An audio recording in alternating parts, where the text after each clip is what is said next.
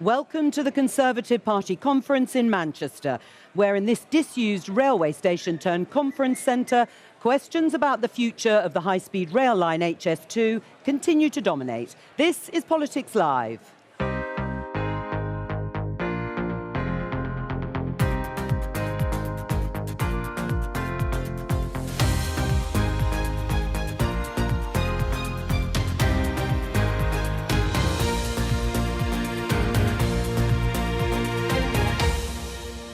Joining me, Conservative Party Chairman Greg Hands, former Conservative advisor Anita Boateng, New Statesman political editor Andrew Marr, and for the first part of the programme, former Cabinet Minister Jacob Rees-Mogg. Today, is Rishi Sunak giving up on bringing HS2 to Manchester? Absolutely not. We've got spades on the ground on HS2 as we speak, and we're getting on and delivering it. Well, I think it'd be a great tragedy, as I've said, to cancel HS2. It's the biggest levelling up project the country has got. We think that we spend our money better than the government can. We'll ask Jacob Rees-Mogg what he thinks about the highest tax burden since World War II. As doctors' strikes continue this week, is there any end in sight? The BMA leadership is not on the side of change, and they are not on the side of patients. The Home Secretary recently said multiculturalism had failed. What did she mean? We have a great multi-ethnic society, and in many parts of our country integration has worked. But there are also many towns and cities around the United Kingdom where it hasn't.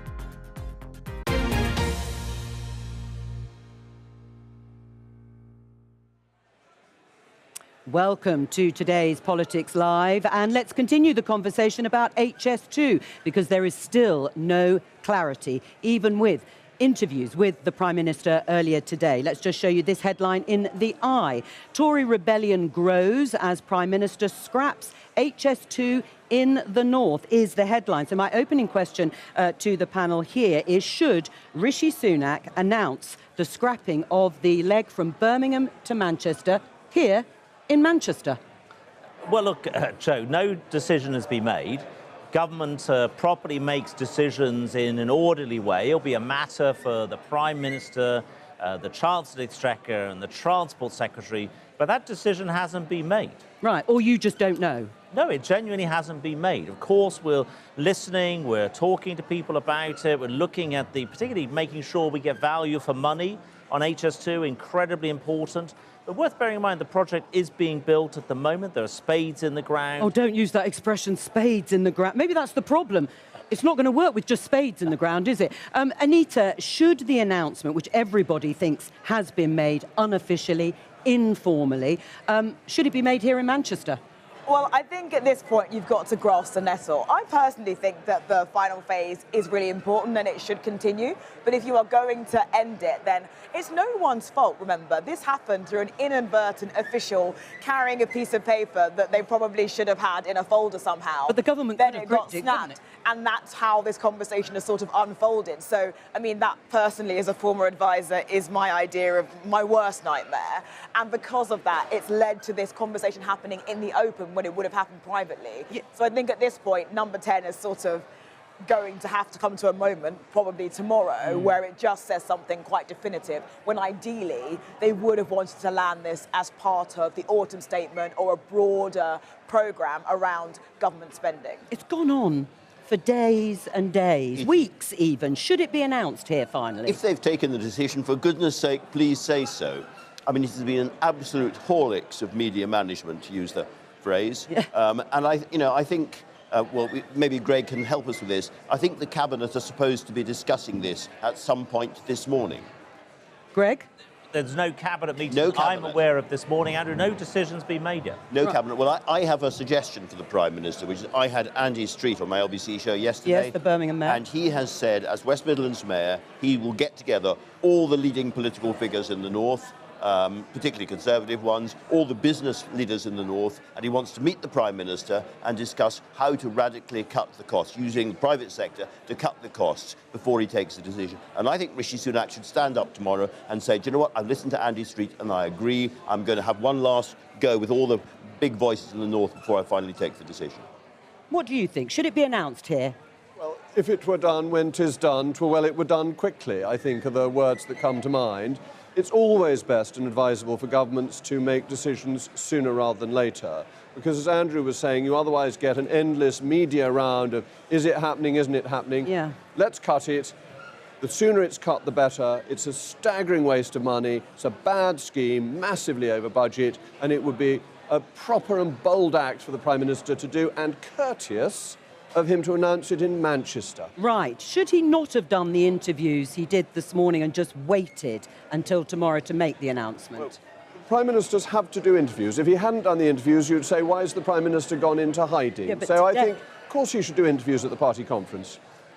Anita, is there something we're missing? We've been discussing in the newsroom, is there a sort of double bluff going on here? Is there some bit of strategy that actually we haven't thought of that's going on with this HS2 announcement? No. Right. I think that there is an element of sometimes from the outside, these things look very, very simple. I actually think there are a lot of stakeholders, as you've mentioned, whether it's Andy Street, other businesses in the region. There are other things the government will want to say about investment in the north, which is obviously hugely important. And it's just unfortunate that the normal wranglings of government that take place behind the scenes when you've got DFT and HMT and Number 10 are having to play out in this way, with everyone therefore able to sort of rally the metro mayors and have a statement. I mean, it's more than unfortunate. This is supposed to be the springboard conference for an election next year, either early next year or later next year, and it has been completely overshadowed. Or derailed? Derailed. Very good. Yes. Very good. Oh, well. Thank I you. would say yes, but I think Rishi Sunak's speech tomorrow is still going to be the most important moment of conference and the bit that sort of defines him as Prime Minister and who he is as Rishi Unleashed. So I think that at the moment we need something to talk about, right? It's party conference. When that happens, I think that will set a different tone as well. Well, it's certainly provided ongoing conversation. Let's talk about something else, because Jacob Rees-Mogg, you've just come from a fringe event titled Restore Conservatism. This is the headline in the Daily Express. Two former Brexit ministers, that's you and Lord Frost, hijack Tory conference to form alliance against Rishi Sunak. You're laughing. Is that because it's true? No, it's because it's gloriously, in a way only the Daily Express ever does, overwritten. We weren't hijacking the conference. We were saying things I think the Prime Minister would almost certainly agree with. We were making the case for conservatism based on the individual building up through the families to a community, rather than the socialist equivalent of putting the collective first. We were making a case for how conservatism works, and starting with the philosophies of conservatism and then getting into where do you go politically in policy terms. But the title Restore Conservatism sounds like it's been lost under Rishi Sunak. The title, you're only quoting half of it, was Restore Prosperity, Restore Conservatism. We need more of both. And to get more prosperity, we need more conservatism. Right. You have, along with other leading figures in the party, signed the pledge, the tax pledge, to oppose any more tax rises. That was on the eve of the conference when it started. So does that mean, in the autumn statement, if the Treasury books calculate that the overall tax burden has gone up by £10, you'll vote against it? What we have agreed, the 30-odd MPs, some might say 30 very odd MPs have agreed, is that the burden of taxation of a percentage of GDP should not rise by decisions made in the budget. That is the point. Now, so you'll vote against it if it does? Well, we're not going to vote against something on ABR figures because they're always rubbish. The ABR's always wrong. But if the government were to put up income tax, yes, of course we'd vote against it. Yeah, well, income tax is one thing. You've said anything in terms of any more tax rises, so you're not putting your money where your mouth is in terms of opposing it. If it puts up the burden of taxation as a percentage of GDP, that is what we will oppose. That doesn't mean the government can't cut in one area and raise in another. It can adjust the burden. But it is clear that we will not vote. But no Conservative wants the burden of taxation to rise from a 70-year high. Well, no, absolutely. What do you make of experts? In fact, we can show the headline, the Evening Standard. Rishi Sunak set to preside over biggest tax-raising parliament on record, say experts. That must make you cross. Well, it doesn't make me cross. And I think, actually, I probably am very sympathetic to the position the Prime Minister's in, because I believe in tax cuts. And I also believe, and Greg does, is an absolute exemplar of belief in this, in sound money. And I think the government should be spending less money to pay for tax cuts. I'm not advocating a great giveaway. I think there are some taxes that you could cut because they either raise trivial amounts of money or they're so economically disadvantageous that you would make up the loss of revenue. That's a particular category. Yeah. But I wish we could raise the thresholds for the 40p rate and the 20p rate. But I accept the government's position that that isn't currently affordable. Right, well, so what's the point of making a big stand on things like a tax pledge? If you agree with everything the government's doing, why on earth are you signing? Because we don't want any more tax rises, and we need to see, this is why HS2 is so important, we need to cut wasteful expenditure, and then we can pay for tax cuts. Is it helpful, all of this, for Rishi Sunak, Anita? Well, the Conservative Party conference has always been this, a great ideas factory where lots of different political perspectives are shared. The Conservatives do like debate, right? We can't really help it.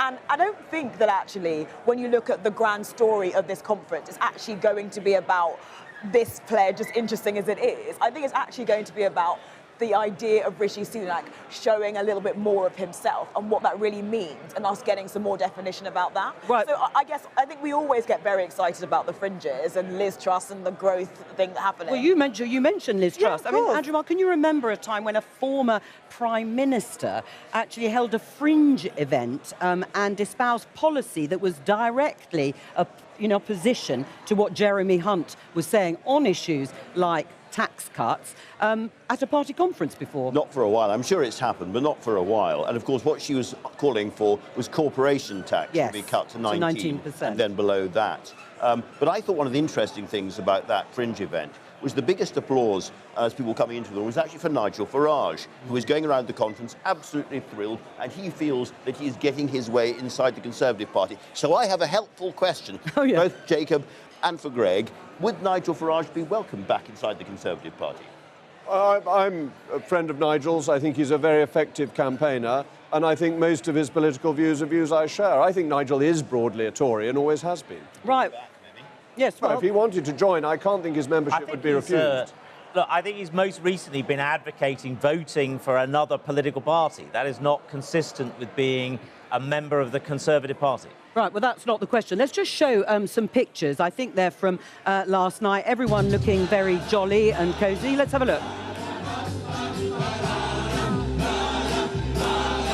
Priti Patel, yes, Priti Patel there, the former Home Secretary, with Nigel Farage. Let me just repeat the question from Andrew. The question was, would you welcome Nigel Farage into the Conservative Party? No, I don't think I would, because I think he's repeatedly, for the last 30 years or more, advocated voting for other political parties. I think he said he doesn't want to see the Conservative Party succeed, so I don't think I would. But we're always delighted if people cross the floor.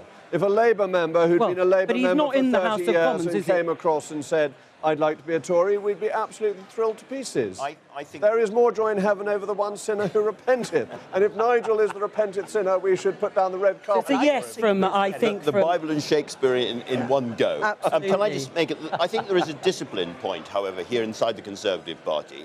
Lord Cruddas, who is a Conservative peer, taking the Conservative whip, speaking to Conservative donors, suggested that they should defund the Conservative Party. How is that acceptable? Okay, but Andrew, the important thing is that I don't think he's having any effect. We've had a record year of fundraising for the first half of this year. Lord Cruddas has not been one of our donors for some time. So I would say John could say what he likes, if you like, but we are succeeding in turning around the financial position of the party in the first half of the year. We're doing very well on donors. And what do you feel about the Conservative Democratic Organisation? Well, the CDO, I mean, of course, look, I'm the chairman of the party. I represent a party that's a broad church of people. I'm relaxed about the CDO.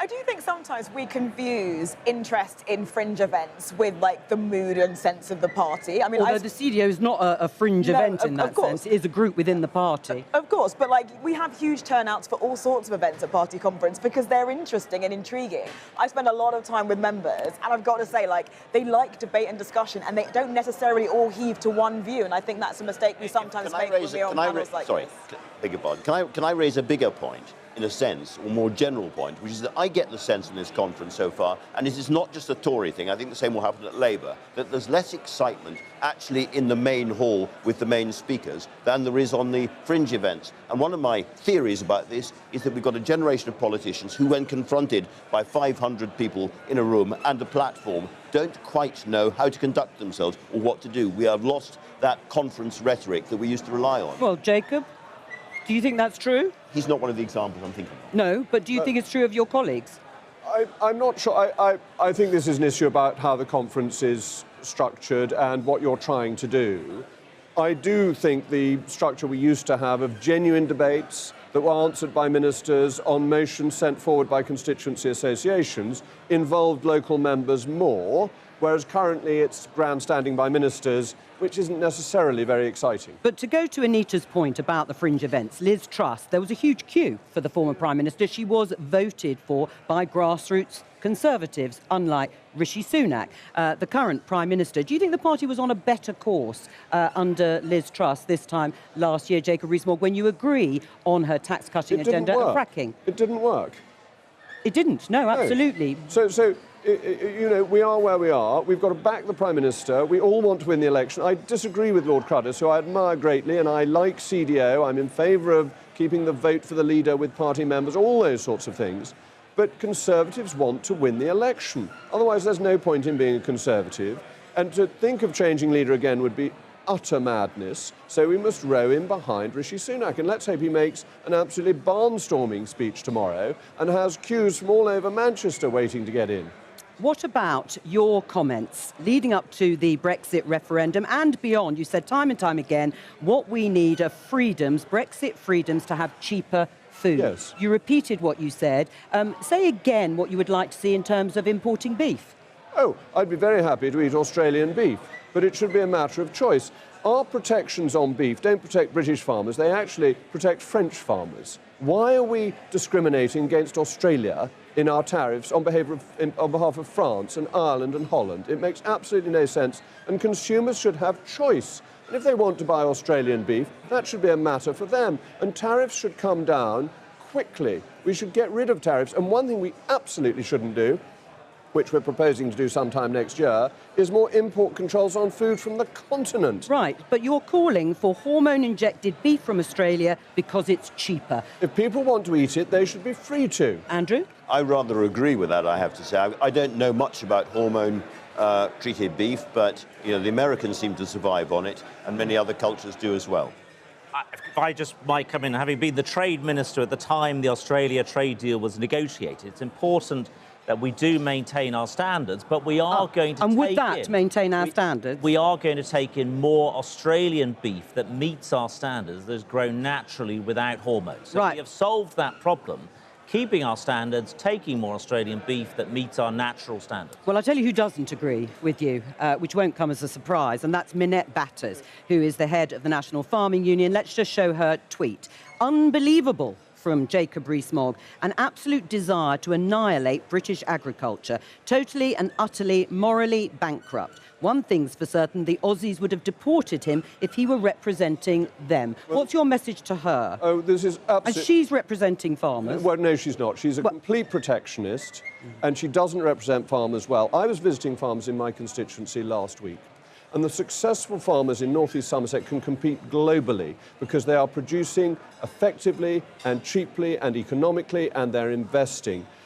Minette Batters and the NFU, what they want to do is hold agriculture back in a protectionist fortress that means that you allow inefficient farming to carry on, you make it harder for the efficient farmers because they don't get the capital they want to invest. Protectionism hurts farmers and consumers. It puts prices up and it encourages inefficiency. What she is doing is a disservice to farming. Right, and when we have Minette Batters on, you can put that those to her. comments to her. The NFU is a pure protectionist organisation. It doesn't defend the interests of farmers. If I might come in, if I might sort of defend, I think the NFU do a good job, actually, of backing British farming.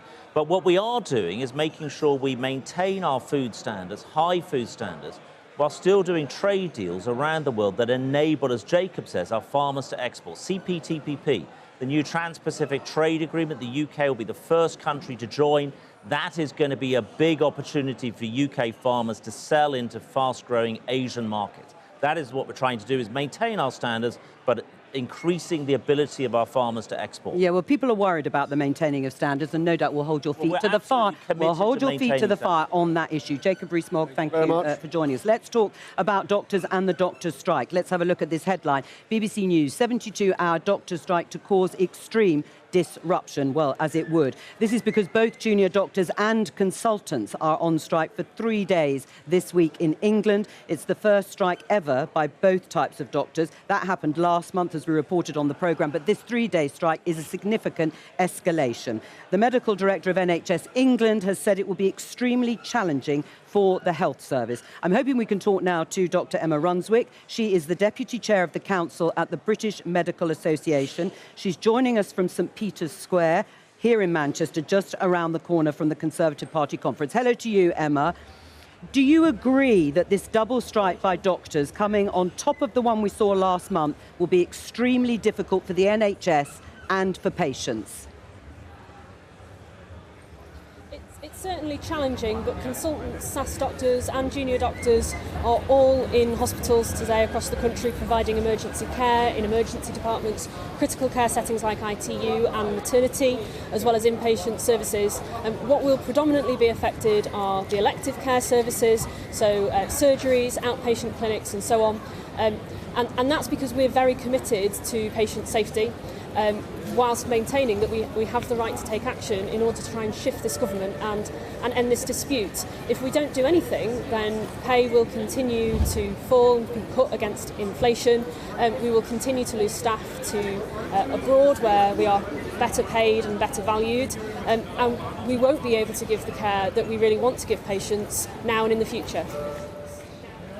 Right, you use the issue of better pay abroad. The Prime Minister, you may have heard him, was on the BBC this morning, and he had a question for the British Medical Association. Let's just take a look and a listen. So when you've got the BMA on your programme, I hope you asked them, did you ask them, why is it the government has fully accepted the recommendations of an independent body, not me, an independent body, who said that the doctors should get a 9% pay rise, which, by the way, is more than the nurses, more than hospital porters, more than anyone else in the public sector, and they've refused.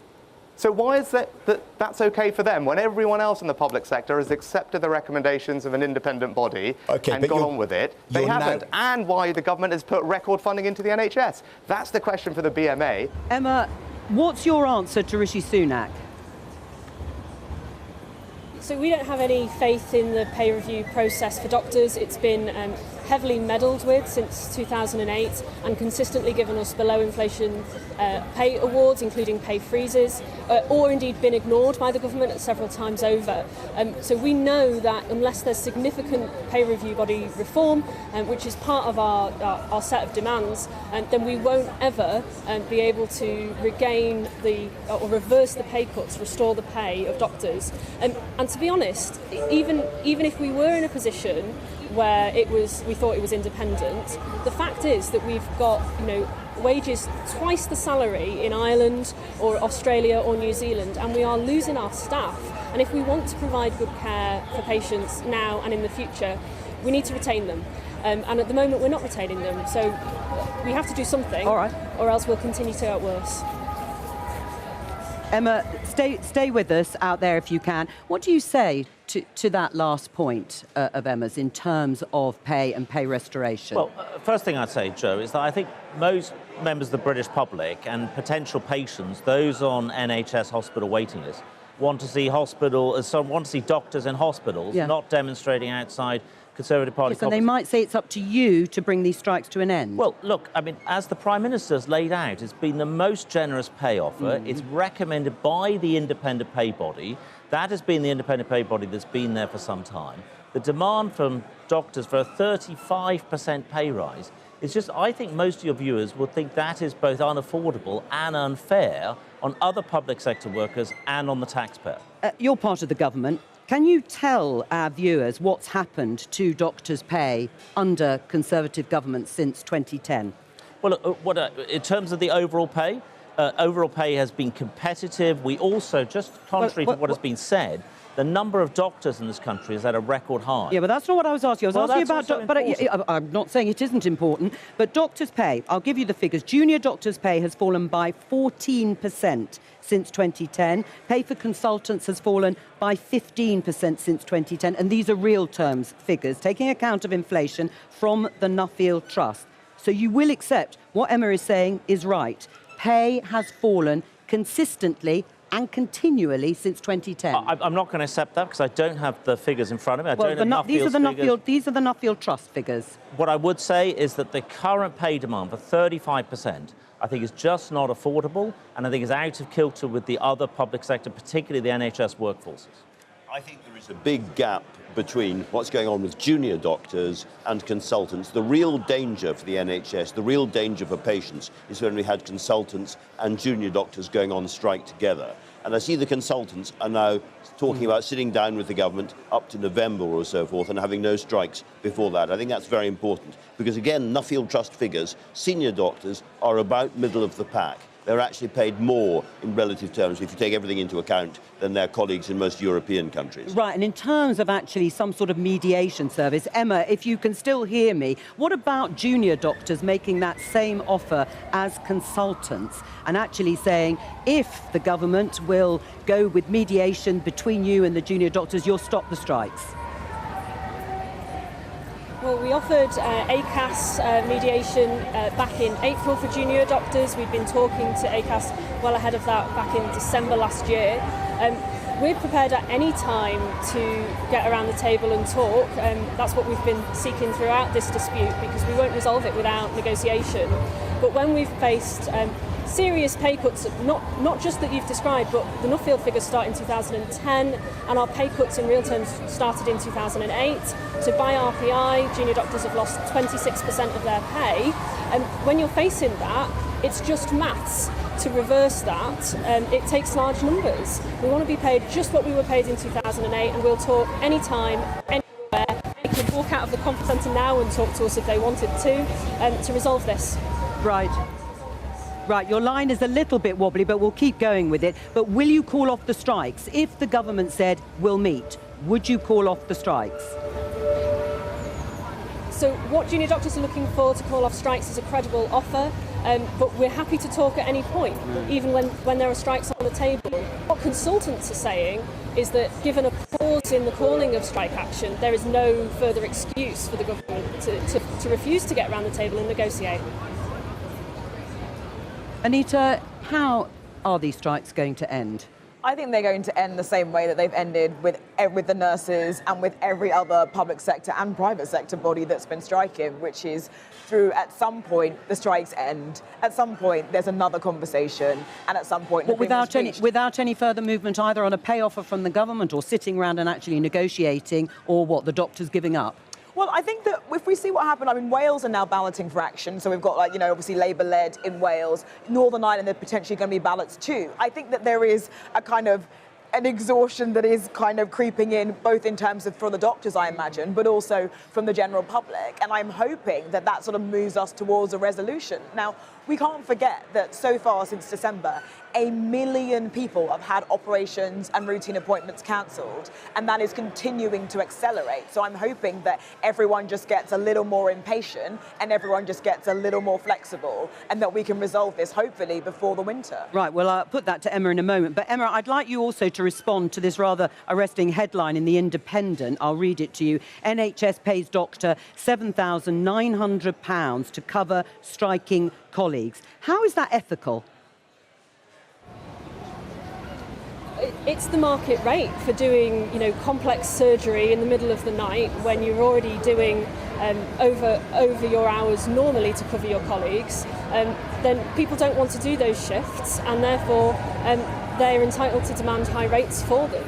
It's the kind of rate that you would expect. You know, BMA rate cards are less than that, but you know, we recommend that they charge.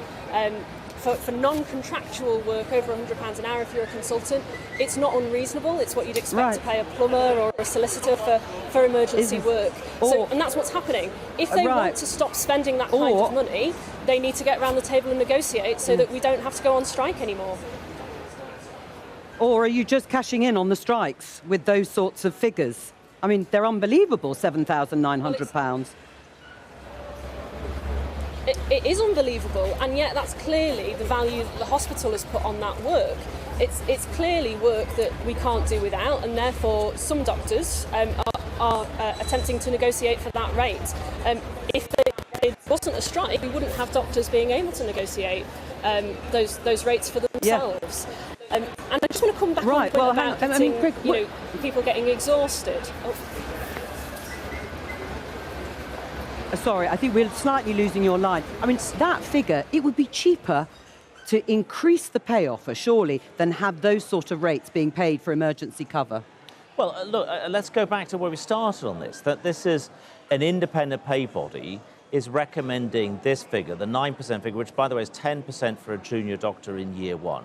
The demand here is for a 35% pay rise. It's a final offer that we've made. We're happy to talk to doctors about other things, other conditions of service, other issues that there are. But, the rest of the NHS has settled, and settled for less than this. We think we're behaving entirely reasonably, and I think the public are a little bit alarmed at seeing doctors camped outside here rather than in hospitals. Andrew?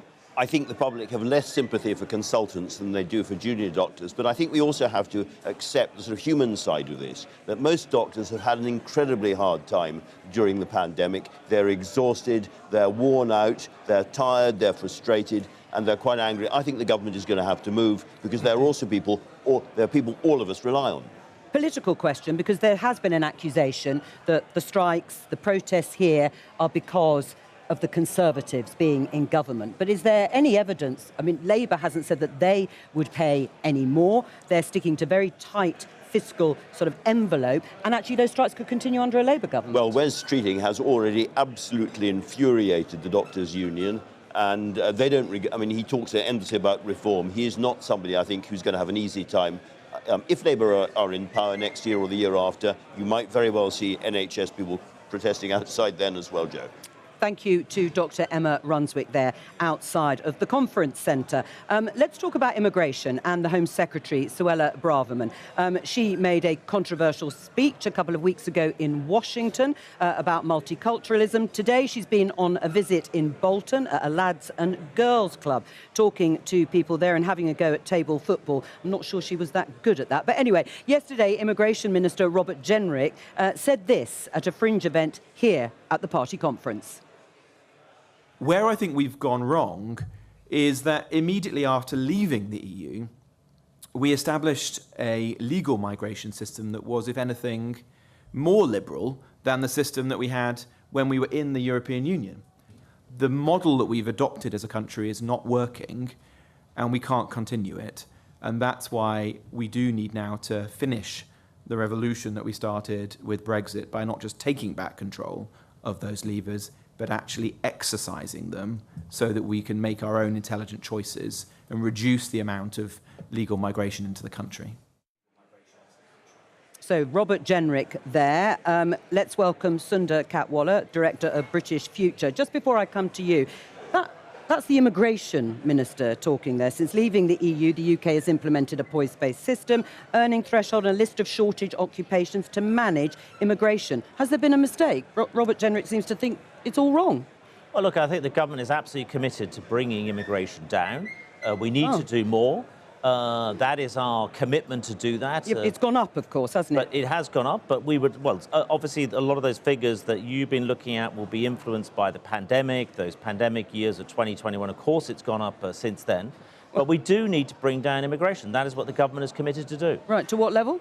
Well, I'm not going to set a level on that, Jo, right. But I do think that it is too high at the moment, both legal and illegal immigration. Right, so is Robert Jenrick right? Do you agree with him that the system as it's set up, I mean, the reason we have those shortage occupation lists is because we don't have enough people doing particular occupations here in the UK. Is that the wrong system? No, I mean, Robert is one of the most thoughtful people at the cabinet table. Sure. And he will be looking at this with the Home Secretary and looking at how we can change this, change the actual practical workings of this, where immigration is simply too high at the moment. Right, well, net migration figures for the year ending December 22, 606,000. That is the highest level in recent years. But even in December 2018, it was 330,000, just over. I mean, have you just lost control of immigration? No, we haven't, but immigration is too high.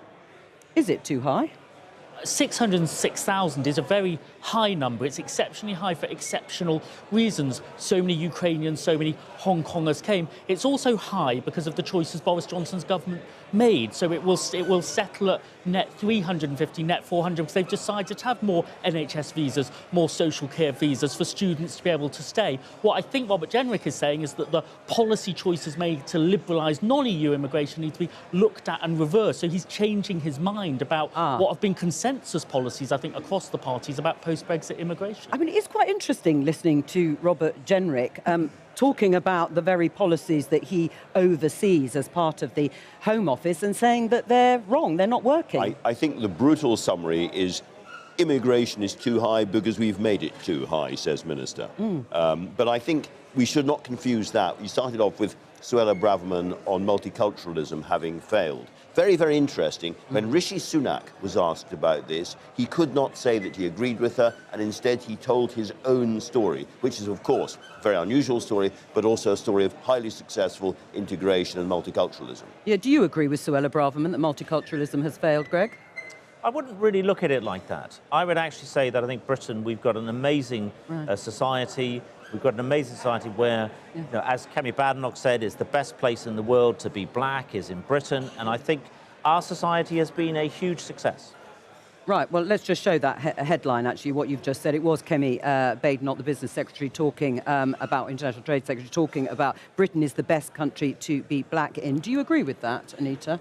I haven't been to every country, but I think there are definitely lots of advantages that we don't really appreciate sometimes from inside the UK that you can come from any community. So my parents came over from Ghana, a country that was colonised by the British, and there are lots of opportunities and lots of ways that aspiration, which is the beating heart of the Conservative Party, actually can be made a reality for lots of people from very different backgrounds. You know, my mother was a cleaner, and the kinds of opportunities that I have gotten as a result of living in England, I don't think I would have gotten, for instance, in Ghana. So I think there's a lot to be said. And actually, Rishi Sunak has said the same for the ways in which Britain do stuff well. And sometimes we tend to be a bit down on the opportunities that Britain presents.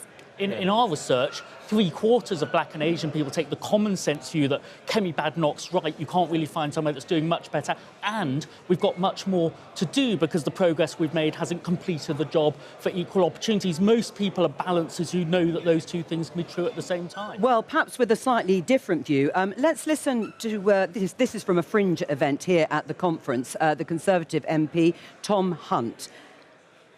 Being frank, it is not xenophobic to, when you walk into your town centre, to not want to feel like you're living in a foreign country. I don't think that makes you a xenophobe. I think that makes you somebody who wants to live in a community with shared values.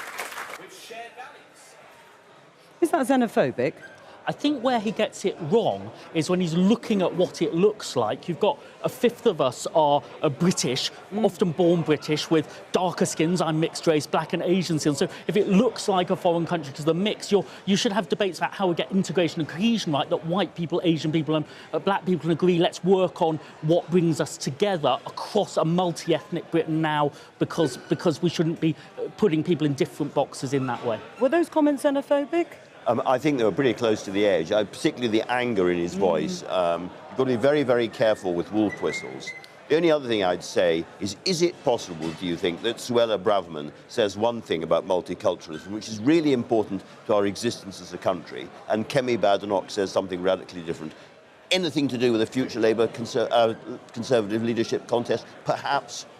Maybe. Maybe, I think so. Is that what they're doing? Dress rehearsal for a leadership contest? I think Kemi is someone who is very forthright with her views and has always talked about issues like race and gender and talked about her experience in a very authentic way. I think I'd be surprised if we had a conference fringe event and a whole conference season where we didn't hear Kemi's views on that, especially as the Secretary of State who's responsible for inequalities. Right. I mean, it's difficult, though, isn't it, when Suella Braverman, the Home Secretary, says something about multiculturalism that nobody else I've spoken to here in senior government seems to agree with?